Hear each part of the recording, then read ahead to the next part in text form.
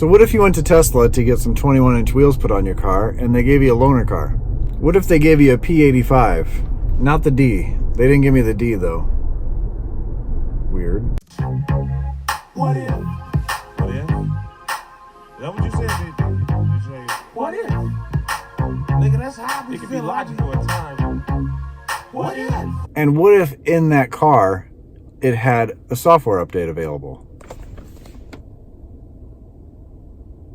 But the weird thing is, what if this is an AutoPilot 1 car? I wonder what's available. I wonder if we should do a what if video on what if AP1. Let's do it. So of course I set up as soon as I got home for the car to upload the new software update, 42 point something. What was it again? 42.2. But with this being a AP1 car, AutoPilot 1 car, what do you actually get with that? Let's see the release notes. Let's see, version 9, blah, blah, blah. That's the same stuff in version 9. Looks like now you can have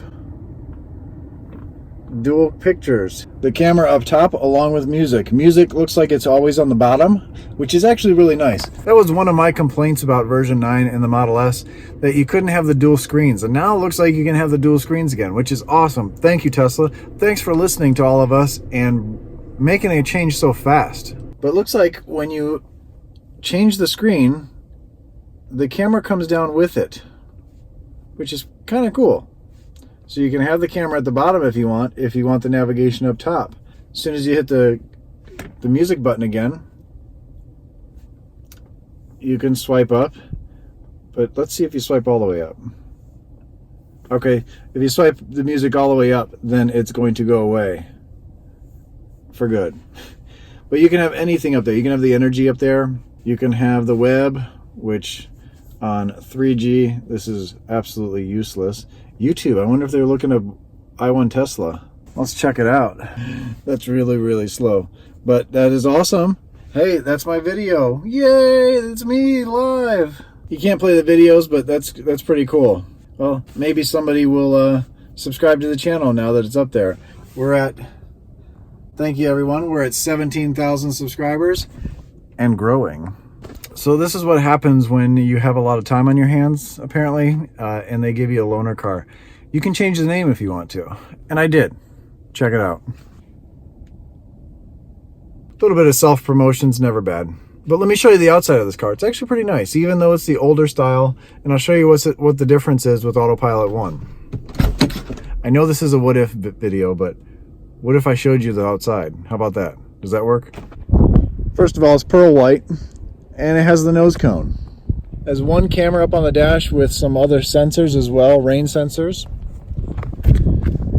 No camera on the side, this is just a turn signal. Of course, no camera on the B-pillar. It does, of course, have a backup camera. And a really nice carbon fiber spoiler. Looks like a dry carbon fiber. P85, which means it's a performance rear-wheel drive car, which is kind of cool. It's got the frunk, and looks like it's an Ohio car. I used to be in Ohio. If you're watching this video and this was your car in Ohio, let me know in the comments. But the weird thing that threw me off when I first saw the car was the wheels.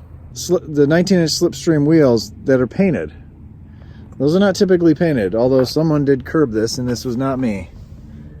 I don't curb wheels. When I came out of service, I came up from behind the car and I saw the P85 and I was excited. I was like, woo, this is pretty nice. I thought it was AutoPilot 2.0. Not the case. It took me a little while to figure out while I was driving that this was not an AutoPilot 2.0 car. And let me show you the screen. That car right there would normally be right there, really small.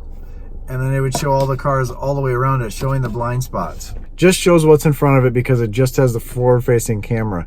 One camera too, so it's pretty amazing how well it does though for that one camera. Since we have this car, what if we tested some things out, see what the difference is? The first what if, I always hear a lot, hey, AutoPilot 1 is still better than AutoPilot 2 or 2.5. I really don't think so. I don't know how. I'm really close to that road where I always test AutoPilot. It's that curvy road. Well, let's see how well this thing does on that road, and that will pretty much answer your questions if it's better. If AutoPilot 1's better than AutoPilot 2. I don't have a camera to put on the car. I just thought of this doing this now, so I'm just gonna hold the camera. All right, so we're gonna get into autopilot here. All right, and I'm gonna stay at 20 miles an hour, so this car has a fighting chance because I know there's only one camera up there.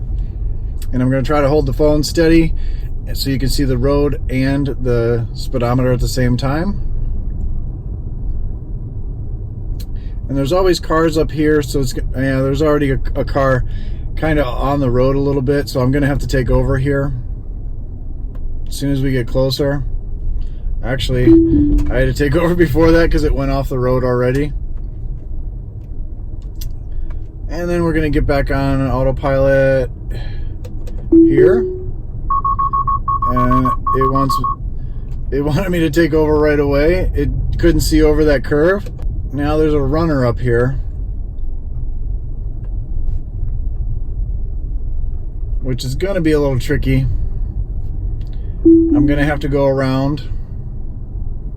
It doesn't see that person. I'm gonna get back in autopilot. This is always a tricky one, and I had to take over.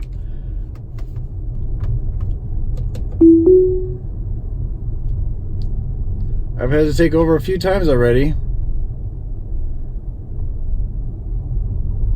And he's in my way, so I'm gonna have to definitely take over. I wonder if it stops.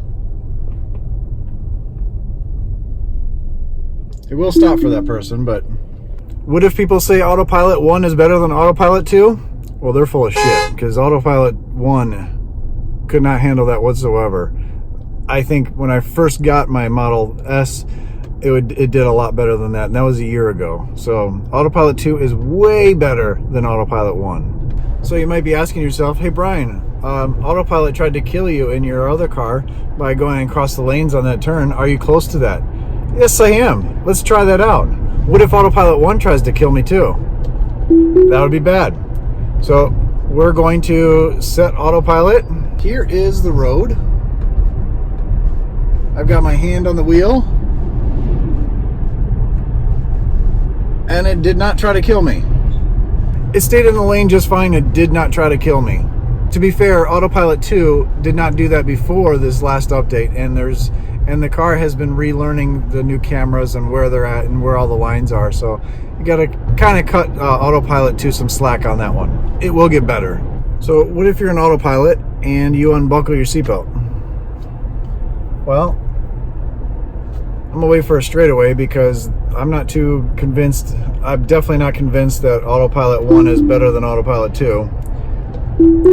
All right, so we're in Autopilot. I'm gonna unbuckle. Oh, it takes it right out of Autopilot and starts slowing down. There's too many cars around me to actually do more than that to let it come to a complete stop. I would like to actually see what it does if you ignore autopilot. You know what? Let's do that. Let's see if we ignore autopilot, see what happens. I don't see any cars coming. We're going to go into autopilot and get up to speed fast because this is a performance car.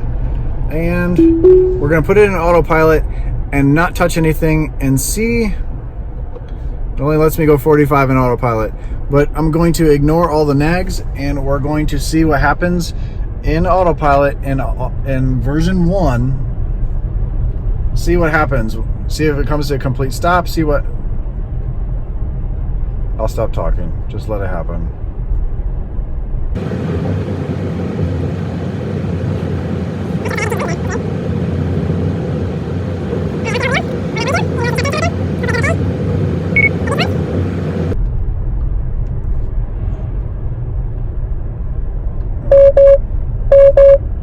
It's starting to beep. There's no one behind me, which is good.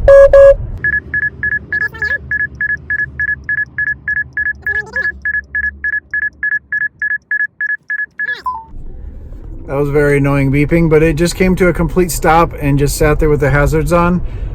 Very similar to Autopilot 1. But now Autopilot's shut off. I probably can't do it anymore. We will try it once we get on this next road. And you would expect it to work the same way. And like I suspected, once we get on the road, it does not show the steering wheel up there anymore, so I'm not allowed to put it in autopilot.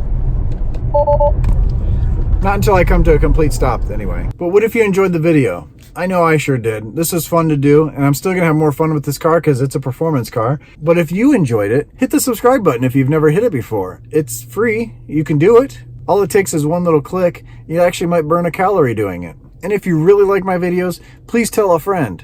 Text somebody. When you're at the supermarket in line, just talk to somebody and say, hey, do you like Tesla? I know a funny guy on that does Tesla videos. Don't do that. You might look weird, but I look weird doing this stuff. But whatever. Have fun with your Teslas. If you don't have a Tesla yet, use my referral code. You can get 6 months of free supercharging right now on any Tesla that you buy. Any Model S, Model X, or Model 3. Any Model 3. It doesn't matter what it is. It doesn't have to be performance. And not everyone knows this, which is weird to me. I actually, when I went to the dealership today to drop off my car, the reason I have this car, there was 2 ladies that bought a Model 3 that didn't know anything about the referral code.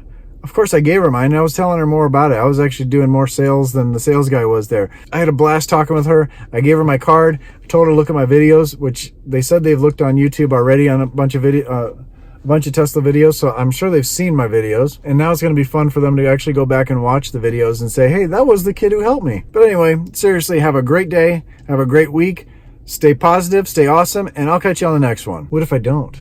I'm going to put these videos out, but what if you don't see them? Hit the notification bell so you don't miss any of them. That's a great idea. See ya.